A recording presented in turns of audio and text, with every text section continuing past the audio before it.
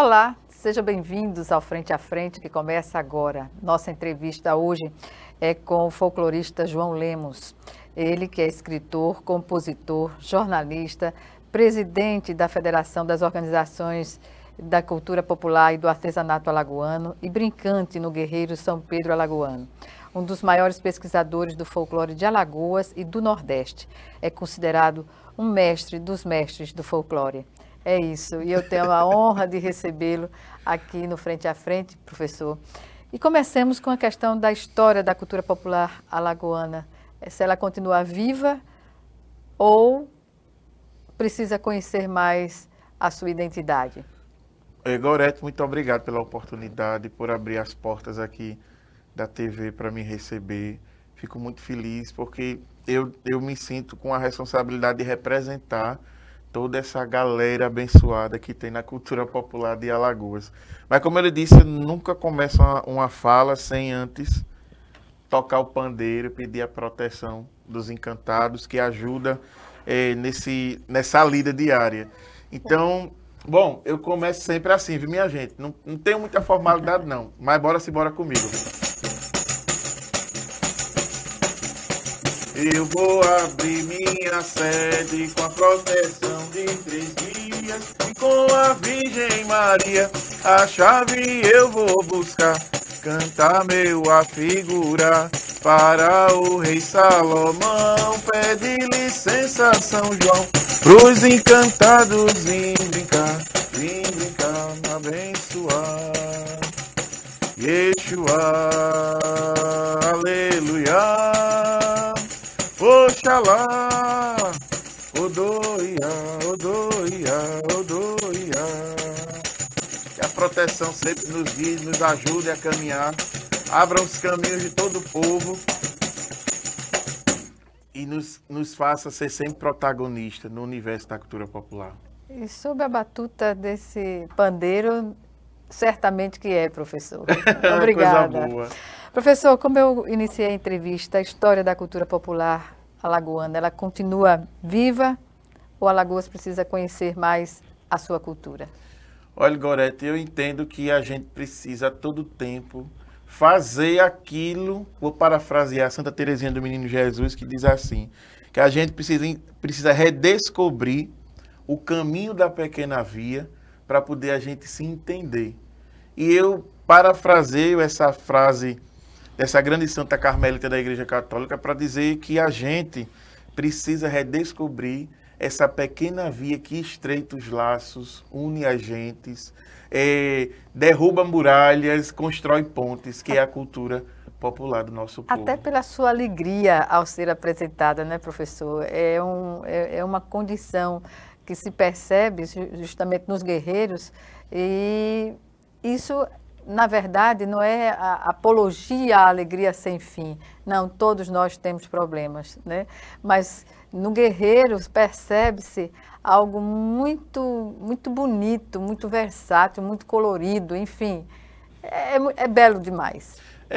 Eu vejo, Gorete, que esse processo de redescoberta, de caminho, e aí eu sempre digo que todo guerreiro, todo alagoano é guerreiro por natureza, porque da luta diária, do processo de autoidentificação, de construção de identidade e de percepção de tudo que está à sua volta, faz desse ser vivente das Alagoas um grande guerreiro, que sabe usar a espada para driblar das dificuldades, mas sobretudo também para brincar nas noites de festa. Ou seja, o guerreiro vai muito além da condição de brincante, não é? Nessa simbologia, sim. Ele representa, segundo Carmen Lúcia Dantas, é a grande preferência caeté. Né? O guerreiro é a preferência do alagoano no que tange a cultura popular tradicional do nosso povo. É a expressão maior. Vamos dizer que seria a cereja do bolo de todos esses folguedos, danças e manifestações. Pois é. E quantos folguedos nós temos no estado, professor? Atualmente, Alagoas conta com 36 folguedos, 29 do registro do querido saudoso professor Theo Brandão, mas depois da presença viva da Folclore em Alagoas, a gente já conseguiu levantar 6 brincadeiras que até então não eram, vamos dizer assim, anunciadas, faladas. Já existia, mas não tinha esse reconhecimento público, né? Que dentro dessa numerologia de folguedos também tinha ali um acréscimo aí a mais de manifestações. Então hoje nós temos 36 nessa atualização do que tange a cultura popular aos folguedos e às danças. Pois é, a gente percebe que essa manifestação da nossa cultura popular, ela está presente mais veemente em 3 momentos do calendário, né? No Carnaval, no Natal e também durante as festas juninas. Isso. Ou teria outra, professor? O Natal sempre foi o ponto, vamos dizer assim, o auge, né? Porque eu acho que as 10 últimas gerações cresceram com o imaginário de ver chegança, guerreiro, pastorio, reizado no período natalino. E isso parte de um pressuposto ainda muito mais distante, que sempre foi o período de celebrar o nascimento do menino Jesus lá em Portugal, no período das janeiras e das antigas pastorelas, que é o que as nossas folias de reis fazem no sul do país, e os nossos queridos reisados, guerreiros e as outras manifestações que entraram vamos dizer assim, nessa novena de festas a partir do dia 25 de dezembro, para também celebrar o nascimento do menino Jesus. É evidentemente que isso não quer dizer que todas as brincadeiras fazem isso. Explicitamente o reizado, porque é de onde se fundamenta todo esse processo. O guerreiro, que seria um reizado moderno, vamos dizer assim, do ponto de vista técnico, mas também as outras brincadeiras que encontraram nesse período do Natal, vamos dizer assim, os folguedos tradicionais encontraram no período de Natal o seu auge, né? O seu momento maior de brilho, de reverência, de público também acompanhando, como sempre foi. De participação popular, perfeito. Professor, e com relação às regiões, né, como elas estão divididas dentro da existência da identidade do folclore? Então, a gente tem um estado pequeno no mapa, eu digo direto. Mas é um estado também gigantesco do que tange ao universo cultural, mas também as outras realidades que a sociedade está imergida.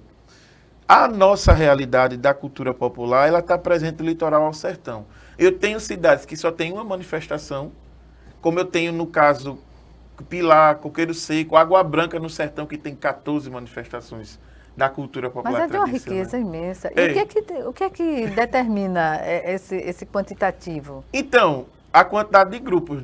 No seco, estritamente isso. Porque a gente antigamente, os mestres tinham, e eu acho que até hoje também, assim, porque eu ando muito, tem um sangue cigano, eu acho. Porque hoje ele estava aqui, e antigamente tinha muito isso com a questão da vida agrícola do Estado, né? Então, hoje o mestre estava aqui com sua família, ele brincava aqui, sua função, formava aqui uma brincadeira. Daqui a 3 anos ele partia, ou até menos que isso, para uma outra região do Estado. Chegava lá, fazia a mesma coisa. Uma grande sementeira que saía plantando a brincadeira popular. Então hoje a gente tem, Gorete, espalhado desde guerreiro a reizado, como pastoril que está praticamente em todo o estado, as quadrilhas, né, que fervem no período do São João, como os grupos de coco de roda, que estão em todos os municípios do estado. E assim, é uma temperatura que, como eu disse, tanto você tem grupos cidades com um grupo, como tem cidades como Casa Água Branca com 14. Observa-se que algumas manifestações, elas são reduzidas de uma maneira até permanente. Por exemplo, a chegança. O que é que ocorre com a chegança que ela não tem a notoriedade que tem o guerreiro, que tem o reizado? Pois é, o que é que acontece? Eu acredito que esteja ligado à questão da não aderência da juventude no repasse do saber. A gente tem um dos grandes gargalos e congestionamentos que a gente tem na cultura popular, é a garantia do repasse desse saber, daquele homem e mulher de notório reconhecimento, de notório fazer e saber ao mesmo tempo para repassar. E a gente tem poucas iniciativas, poucas ações concretas e efetivas que coloquem o mestre e, por exemplo, a comunidade escolar no mesmo espaço para ter essa troca de conhecimentos. E aí, isso é um fator. Por exemplo, hoje a gente tem, eu pelo menos vejo como uma crise, Gorete, geral, com os grupos tradicionais. Por quê? Porque a aderência a, vamos dizer assim, a mais do mesmo existe de forma muito pouca. Muitas vezes o jovem da casa daquele mestre, o avô que é o mestre, ele cresceu vendo o avô lutando sem reconhecimento. Eu tenho um caso agora, dos últimos dias, de um mestre que faleceu, e eu fui lá bater em Feira Grande, no velório do mestre, e eu vi do filho do mestre. Eu amo guerreiro, mas não tenho a coragem de papai, porque papai levou isso 60 anos nas costas e nunca foi nem reconhecido como mestre, de forma pública. Então, inclusive, essas situações todas, esses questionamentos que existem em você e em muita gente, que leva à criação até do próprio Folclore, no meio da pandemia, da crise da pandemia.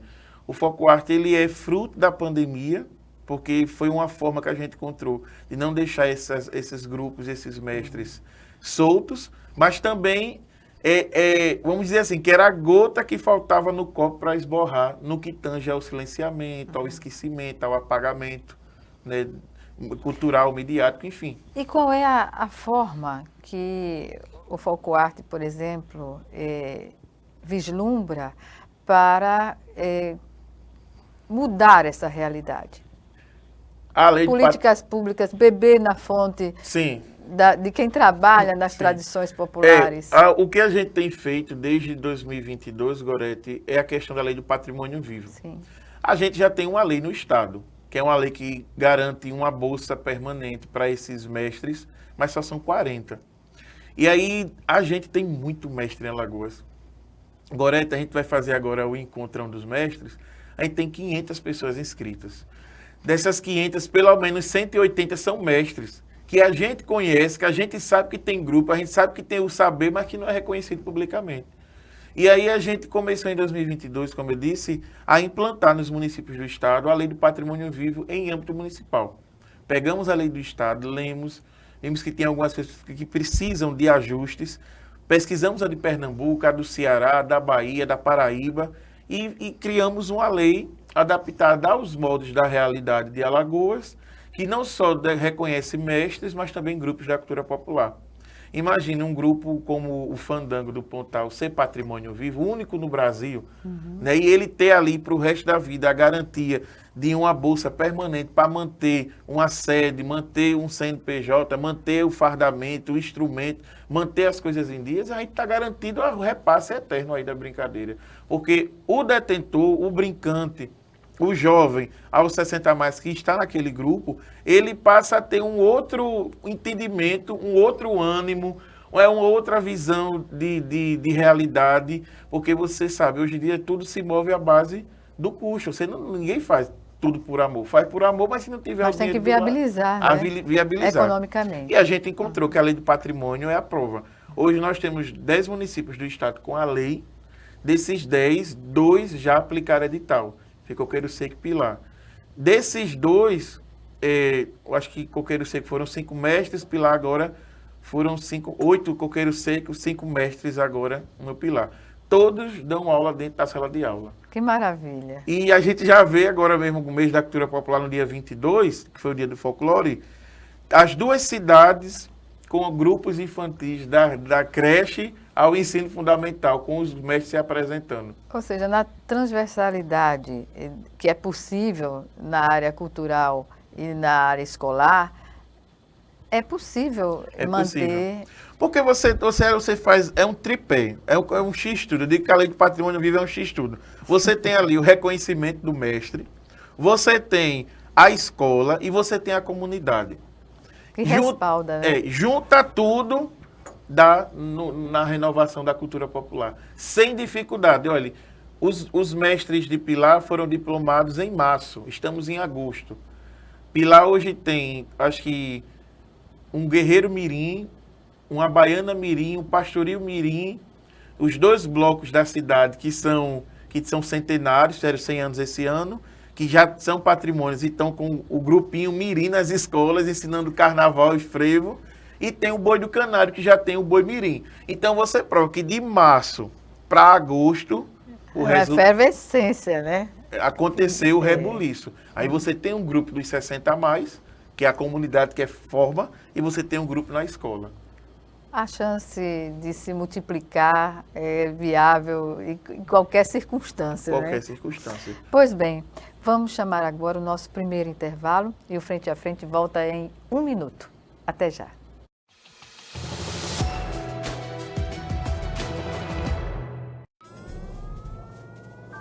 Há mais de 40 anos, um grupo de médicos criou uma organização de emergência médico-humanitária capaz de oferecer ajuda às pessoas em meio a desastres naturais, epidemias ou guerras, atendendo os mais necessitados sem se importar com raça, religião ou ideologia. Hoje, Médicos Sem Fronteiras envia equipes totalmente preparadas para responder a emergências por todo o mundo. Nossos profissionais são financiados por pessoas como você e eu. Conheça-nos, participe, apoie, porque juntos chegamos mais longe.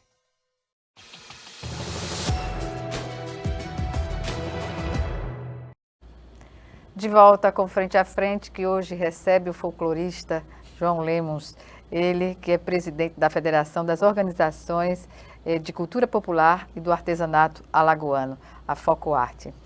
Pois bem, nos diga, professor João Lemos, como o senhor é pós-graduado em gestão pública, o que faltaria ao Estado e aos municípios no sentido de viabilizar essa inserção das tradições populares num programa de atuação junto às comunidades? Gorete, eu acredito que o que precisa é entender que a cultura ela é uma grande cadeia produtiva. Ano passado, acho que em abril, o Itaú Cultural, o Instituto Itaú Cultural lançou uma pesquisa que ele fez dos últimos 10 anos, 2013 a 2023. E fizeram uma pesquisa com diversas áreas do setor cultural no Brasil. E o setor cultural no Brasil, ele gerou mais riqueza para o país do que o automotivo. Isso foi um dado que saiu ano passado do Itaú Cultural. Então, isso prova que a cultura, essa economia criativa, que é fermentada nas bases, ela gera riqueza aonde ela está. Imagine, um mestre ou um artesão, uma associação de artesãos, ela recebe ali um fomento de um patrocínio de uma empresa, de uma indústria, enfim. Ela recebeu ali um valor X. Ela vai realizar o seu projeto e vai movimentar 20 artesãos, e vai movimentar as 20 famílias dessas artesãs, e vai movimentar as situações adjacentes àquele projeto e as coisas paralelas, que aí você vai, a artesã recebeu o recurso para fazer ali o seu projeto. Aí ela vai no mercadinho, faz a feira. Ela vai na costureira, faz a encomenda. Ela paga a energia, ela paga a luz. Você movimenta um recurso que não está rodando na comunidade. Ela sai, compra ali, vê um menino vendendo um palmo de banana, compra coco, banana, pitomba. Ela movimenta a economia local ali do entorno dela. Então, imagine isso tudo girando a partir de um único fomento na área da cultura. Imagine quando você tem aí editais realmente que são, de fato, fomentadores e investidores de recursos no setor cultural.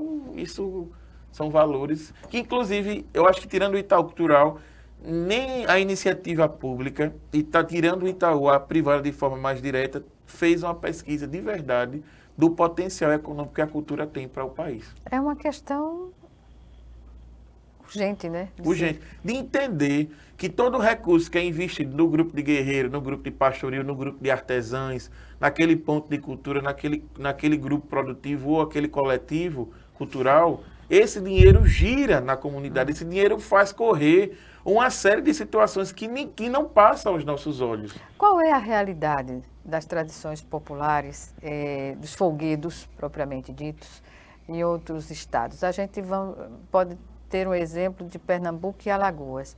Pernambuco tem bem menos representações, nós temos um leque, né, de representações populares. E Pernambuco consegue capitalizar mais, consegue dar maior publicidade. O que acontece? O segredo está, Gorete, de entender que a cultura, ela gera riqueza. Que todo o dinheiro investido na cultura volta. E volta... E volta muito mais. Por quê?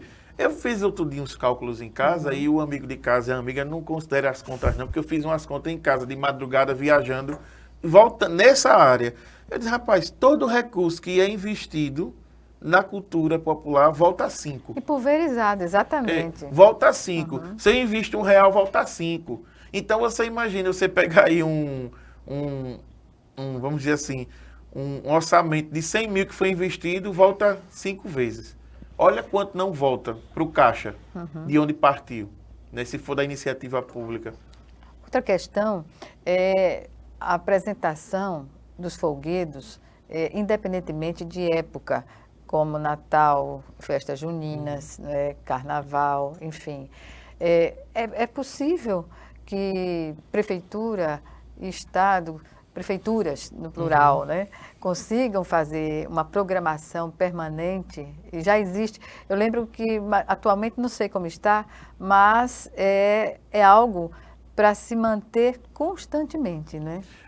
A gente corredor não tem, cultural. a gente não tem um calendário anual de eventos culturais. Se a gente parar e observar na prática, a gente ainda não teve não houve uma preocupação do setor público como um todo, setor governamental como um todo, de fazer um mapeamento sério desses eventos que envolvem a gastronomia, a religiosidade, a corrida, a manifestação tradicional do povo, os rituais indígenas, os rituais afro. Não existe um calendário. O turista muitas vezes chega, isso em quase todo o Brasil. Grande parte desse turismo, ele quer ver o que ele não vê na cidade dele. Não é só praia. Ele não só quer praia. Não, hoje eu vejo que o turista não só quer praia.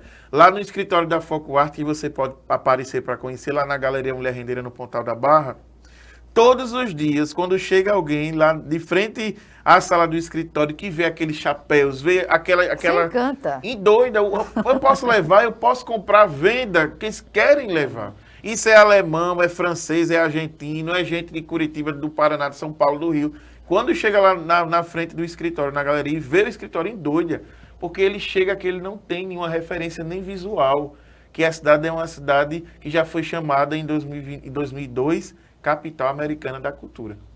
Capital Americana da Cultura. Em 2002, a Maceió recebeu esse título de Capital Americana da Cultura devido a essa pujança de folguedos. Pois é, algo positivo, já estava vendo por outro lado. Pois bem, a tradição folclórica e o símbolo da cultura alagoana, como a gente pode reunir tudo isso dentro de um folguedo, por exemplo, para dar essa notoriedade? É o que a gente começou a conversar aqui. O folguedo que representa de forma mais expressiva, poética, musical, dramática e também visual é o guerreiro. Inclusive a gente abriu no IFAM esse ano, em março desse ano, o registro pedindo que o IFAM faça um processo de salvaguarda junto a esses grupos de guerreiros e os transforme em patrimônio cultural do Brasil. Porque os guerreiros de Alagoas só tem aqui. Genuinamente alagoano. Genuinamente alagoano. E no livro do Dr. Theo Brandão, chamado Reisados Alagoanos, ele vai dizer lá num capítulo que o primeiro guerreiro apresentado aconteceu em Fernão Velho, dentro de Maceió. Então o guerreiro é tão alagoano que é maceióense e muito mais, é bebedourense, né? Que naquela época Fernão Velho pertencia ao distrito de Bebedouro. Pois é, e a gente observa que o guerreiro, ele consegue unir as classes sociais, né? Tudo. A relação do guerreiro, um folguedo popular e a convivência com outras culturas. E aí ele tem essa similaridade tem na verdade, um grande caçoar de coisas, de elementos cênicos, artísticos, enfim, de uma série de outras coisas, porque os mestres do antigo reisado, eles começaram esse processo de inovação, eles começaram a inovar essa história. A partir do momento que eles inovaram, o mestre Patrício, que foi o primeiro que dançou um guerreiro, que mestrou um guerreiro, como diz Theo Brandão no livro do Reisado Alagoano, ele já foi uma outra coisa, foi uma nova roupagem, um outro entendimento. É o processo natural de evolução e de atualização da cultura popular tradicional sem perder a essência. Pois é, temos o reisado e os guerreiros. Isso. Dentro dessa condição colocada, como entender a evolução dos guerreiros frente ao reisado? Pois é, o reisado nosso antigo, o reisado lá do século XIX, que perdurou até, eu acho que a década de 40, ele era pobre de indumentária. Em grande parte, as vestimentas eram vermelhas ou verdes, em grande parte. E também tinha uns que tinham azul, os cordões, né, distinguia-se. Era um reisado que se tinha na cantoria mais músicas tipo marcha lenta, aquela coisa mais tipo um canto-chão, uma coisa mais sacralizada, né? Uma sacralidade popular, vamos dizer assim, um lado profano, um lado popular ali trabalhando em comum acordo. Em comum acordo. Em comum acordo. E aí, esses mestres, eles começam a inovar. Então, eles trazem para o reisado a presença de um general, da chegança. Eles trazem para o reisado a presença do boi, ele traz para o reisado, o boi já tinha a presença dos abelê, que é uma figura mítica, que é uma recriação, eu acredito, dos jaraguás de antigamente, que tinha parte do jaraguá no reisado. Ele traz a sereia, ele traz a estrela brilhante. Eles começam a colocar que, na verdade, se a gente pegar o guerreiro, ou o reisado, ou qualquer outra brincadeira que tenha também parte falada, não só cantada, não só dançada, como a chegança, como as caboclinhas, como o maracatu, enfim, outras manifestações, a gente vai perceber que, na verdade, é como se fosse um teatro de revista. É um grande espetáculo com vários recortes teatrais internos. Aí, aquele momento é o momento do frente a frente com a Gorete. Terminou, vai entrar o de frente com o Gabi. E assim, e aquilo tudo chega-se no ápice do guerreiro. É o conjunto. O guerreiro é um elemento de uma série de outras brincadeiras, como dos congos, também tem a parte. Aí você tem a parte das caboclinhas, tem a parte do imperi, que a gente vai vendo que foi feito naturalmente. E depois virou regra. Chegou um momento que virou regra. Olha, essa brincadeira se dança com isso, com isso, com isso, com isso. Com esses personagens, com essas, como a gente diz no popular, essas partes, essas peças. Isso é o quê? Isso é um guerreiro. Isso não é reisado, não. Isso não é reisado, não. Isso é guerreiro. E aí a grande história que ninguém sabe que o guerreiro luta é a luta dos vassalos do rei com os parceiros do índio Peri em luta pela rainha, a busca da rainha da aldeia. Né? A briga, o nome de guerreiro vem de guerrear, que é a luta entre o índio Peri e vamos dizer assim, a esquadra do rei, que a rainha é a filha do rei, que é a Lira. A briga toda se dá nisso daí. Sendo que você vem da apresentação, e hoje as apresentações são muito rápidas, né? Não dão tempo, né, do mestre apresentar. Tem um centro, né, de uma programação permanente para poder mostrar. Que deveria ter. Porque a partir do momento que você vai diminuindo a apresentação, deixa de ser uma dramaturgia. Passa a ser só apenas encenação. E eu tenho muito essa preocupação porque vai esquecendo. Exato, aí vai morrendo. Vai perdendo os elementos. E aí a gente tem muito mais, muitas vezes, um guerreiro que às vezes se apresenta em Alagoas mais cenográfico do que histórico. Do que ancestral. Né?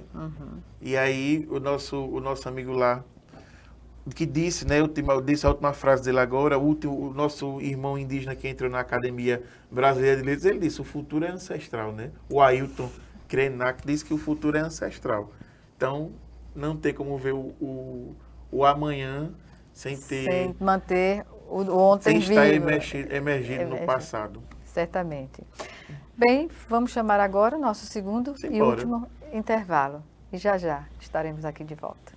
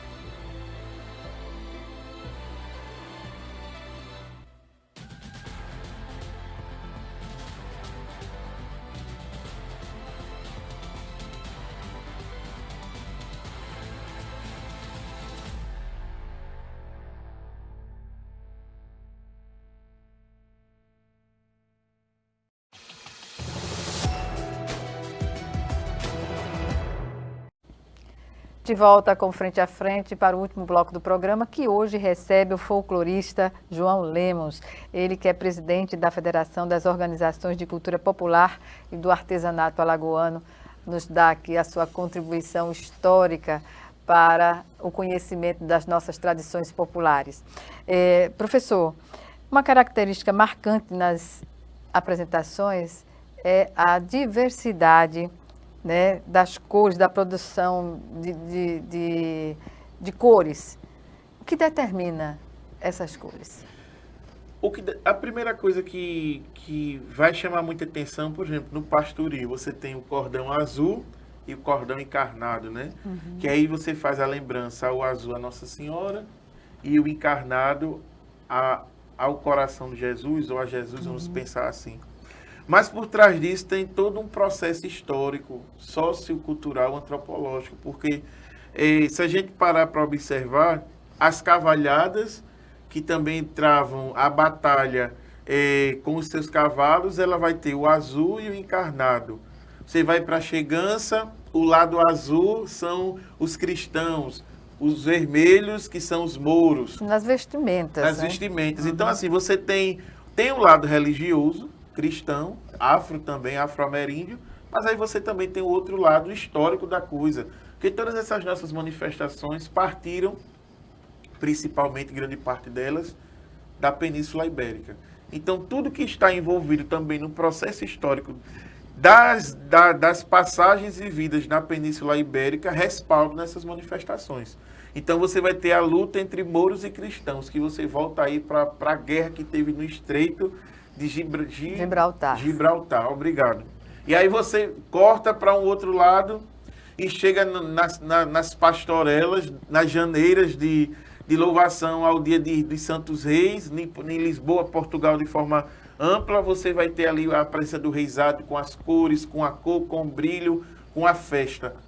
Porque você jamais vai usar, festejando a vida, uma cor escura, vamos dizer assim, né? E vocês podem observar que na cultura popular nem tem branco, nem tem preto. Uhum. E aí você entra nesse universo, o sincretismo religioso, a presença afro-ameríndia também nesse visual. Que aí você tem no chapéu de guerreiro, no reisado os espelhos, que é o que é dito no repasse oral, que é para afastar a inveja, o olhado e os maus espíritos da apresentação daquele mestre. Então, quanto mais espelho tiver na roupa, mais brilho tiver nessa vestimenta e nos chapéus, é para espantar qualquer energia negativa. E aí você também tem um outro lado, afro também, nas cores. Por exemplo, a gente tem o verde para Santa Luzia, mas do outro lado, eu acredito que é Oxóssi. Aí tem o amarelo, que é Santa Bárbara, e o outro lado parece que é Oxum. Se eu não estiver enganado, porque eu nunca adentrei piamente nesse universo, eu escuto com os mestres e guardo para mim o que eu vou entendendo. Mas aí você vai percebendo os dois lados da coisa. E que muitas vezes não segue a regra do que também é posto nas religiões construído, afro. Né? Porque aí vai muito do gosto do mestre. Por exemplo, o meu chapéu, eu tenho na frente dele a imagem do coração de Jesus, porque tem uma formação religiosa católica muito grande e faz parte de um grupo da igreja, da paróquia. Aí eu tenho esse entendimento. Mas aí eu tenho todo o contexto que está no entorno do chapéu do guerreiro, que eu devia trazer o chapéu do guerreiro. Do chapéu do guerreiro, que aí eu tenho as minhas devoções a São Benedito, que é meu padrinho de batismo. Eu tenho devoção a Santo Antônio, a São Sebastião, a Santa Luzia. Então, você também vai diversificando essa coloração a partir do seu ponto de vista religioso. Porque a fala e o costume, Gorete, que tudo que a gente tem de conexão espiritual está aqui. Então, o que está aqui tem que ser protegido. Então, tudo que a gente puder proteger... Quanto maior a aba, maior proteção. Eu só ando de chapéu, que é um pedido dos mestres. Nunca ando sem chapéu. Protegido, portanto. Professor, então vamos para a questão da expressão. Nós conversávamos antes da entrevista que tem expressões que vêm, não é, ao longo, por exemplo, água de janeiro, para aquela criança que já atingiu a idade para falar alguma coisa e não consegue dizer nada. Isso mesmo. Como é a que se coloca essa questão? Então, é aquilo que a gente estava conversando. A gente tem hábitos do dia a dia que está ligado à crendice, à superstição, à religiosidade também popular muito forte.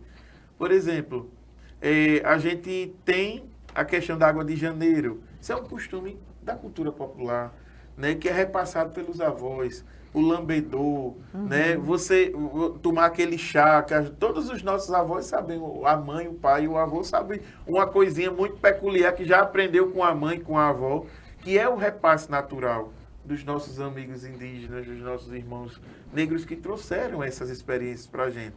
A gente, por exemplo, que eu me divirto em casa, às vezes deixa a chinela virada no chão, aí minha avó só falta ter um infarto. Olha a sua mãe, desvira a chinela. São detalhes que passam no dia a dia da gente que a gente não entende que isso é cultural. Porque é o saber ancestral que vai também norteando e orientando. Olha, minha mãe também tinha um negócio de assim, olha, toda noite tem seu dono. Toda noite tem seu dono. Esse negócio de estar na rua até tarde da noite não é bom. Que depois da meia-noite, a meia-noite para frente tem seu dono. E aí você vai... Quem seria o seu dono? Talvez, vamos dizer assim, que seria espírito, o perigo. Um perigo. O perigo eminente de acontecer um problema, uma situação que você não tá esperando. Vamos dizer assim, que você de madrugada está de peito aberto. Um exemplo. Não é à toa que todo mundo aprendeu a antes de dormir, rezar. Sim. E quando acordar, rezar. Então, aquele momento... Reza para dormir e para acordar. Para acordar, não é? Então, aquele momento que você está ali, vamos dizer assim, você está atento a tudo, você está de peito aberto. Mais ou menos por aí, de tudo um pouco. Bem, em relação a tudo que nós falamos, também até agora, nos chama a atenção essa questão da tradição popular e de manter viva, né, para atuais e futuras gerações. Isso é imprescindível, isso é uma questão a ser trabalhada junto ao Estado e aos municípios. Isso mesmo. A gente precisa, urge.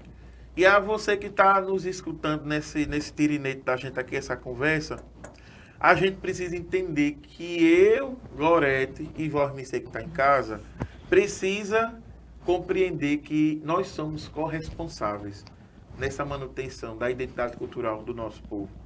Isso não é só você que é de Alagoas, é onde você está, que eu acho que a TV aqui, ela ultrapassa as fronteiras, né? Está no mundo inteiro. Então, assim, você que está me entendendo no português, no inglês, não importa. Eu queria dizer a você que você é corresponsável. A partir do momento que você se ausenta de promover a sua cultura, a nossa cultura, a gente deixa de garantir uma herança cultural para quem está vindo aí nas novas gerações. E a gente tem cada vez mais uma geração que está distante disso. Está distante de muita coisa que se coloca à frente de um estudo, de um conhecimento das tradições, não é? É verdade. A gente tem hoje um grande dever, uma tarefa diária, Gorete. É diária porque a minha vida é estar dentro de van, subindo em carroça, pegando mototáxi, em micro-ônibus. Se arriscando, professor. Nessas estradas de Alagoas, para estar atrás dos mestres. Para sensibilizar prefeito, secretário, vereador, gestor, que tem que entender que a gente só consegue manter a cara de uma cidade se a sua cultura for valorizada. E as pessoas, como nós falamos no início dessa entrevista, dessa conversa, na verdade, é que a questão do fomento da economia, né, de municípios, de cidades, tem tudo a ver com a tradição popular, com a nossa história, né? Tudo a ver. Muitas vezes, Gorete, os grupos não se apresentam nas praças mais porque não tem oportunidade, não tem um incentivo. E é tão simples o gestor chegar e dizer, olha, vou mandar levar lá um ônibus para botar vocês da praça, mande para cá quanto é o cachê do músico para se apresentar e vai botar o som. Gente, isso é tão simples. Às vezes os mestres, em sua maioria, só querem ter a oportunidade de serem ouvidos. De mostrar. E de mostrar a sua beleza, porque muitas vezes o nosso setor governamental acha que não é prioridade. Mas é preciso ser dito que durante a pandemia, o que sustentou muita casa foi o universo cultural.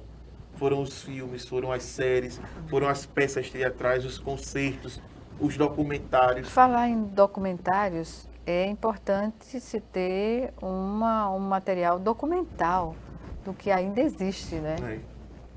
Essa observação, Gorete, é interessante porque desses 36 fogueiros que nós temos, pelo menos 14 só tem um em atividade, um grupo em atividade no estado.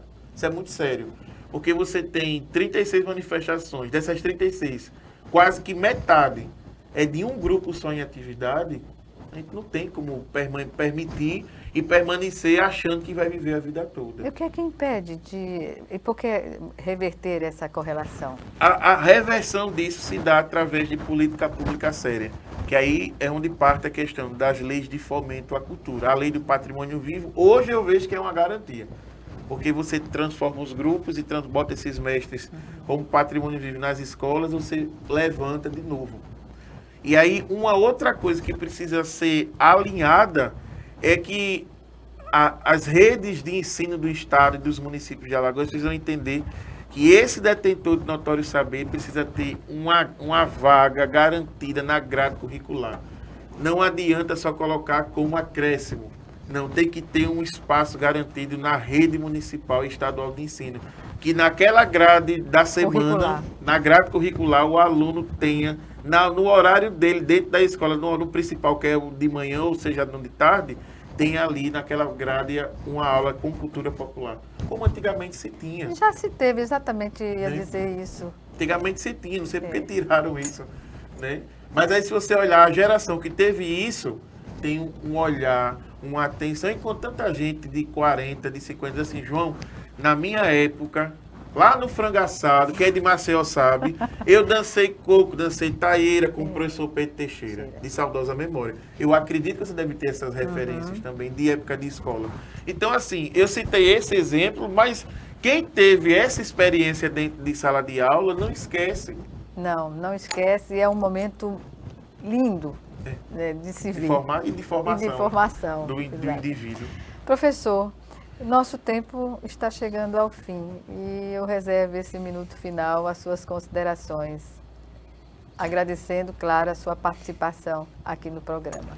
Ô Gorete, eu queria terminar dizendo o seguinte, lhe agradecer toda a hora, muito obrigado, que o coração de Jesus e a força dos encantados abram sempre seus caminhos. Ele cubra das fortunas necessárias para viver 100 anos, levando jornalismo sério e com responsabilidade para todo mundo. Depois eu queria dizer a quem está nos acompanhando de casa o seguinte, valorizar é preciso, mas não é só esperar por quem está nos espaços de liderança. Você na sua casa, na sua comunidade, você tem um saber, se você tem algo que você acha interessante, repasse, ensine. Ensinar é o maior dom que a gente tem de gratuidade, de fraternidade e sobretudo de caridade. Muitas vezes ensinar o outro algo que pra gente é algo tão simplório, para o outro é algo tão importante. Faz toda a diferença. Então leve para frente o seu dom, repasse, que a melhor coisa que a gente faz é semear o bem. E leve a cultura que nós temos, preserve, valorize, potencialize, que muitas vezes você tem em casa um tesouro vivo e não sabe. Isso é verdade. Professor, como iniciamos com música, certamente vamos encerrar com música. Simbora. Então eu agradeço mais uma vez a sua participação e os telespectadores da TV Assembleia concluem o nosso programa com nova apresentação do professor João Lemos.